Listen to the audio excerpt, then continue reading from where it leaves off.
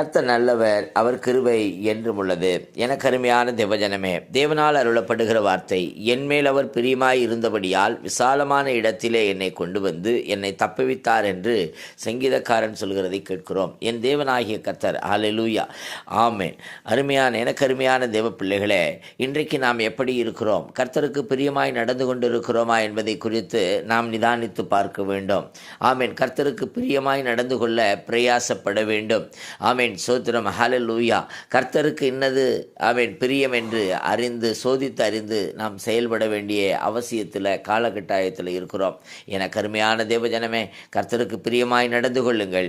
கர்த்தர் உங்களை ஆசீர்வதித்து அனுகிரகிப்பீராக. எல்லாவற்றிலும் நம்மை எல்லா இடங்களில் சோத்திரம் கொண்டு வந்து தப்புவிக்கிற கர்த்தராய் நம்மோடு கூட இருக்கிறார்.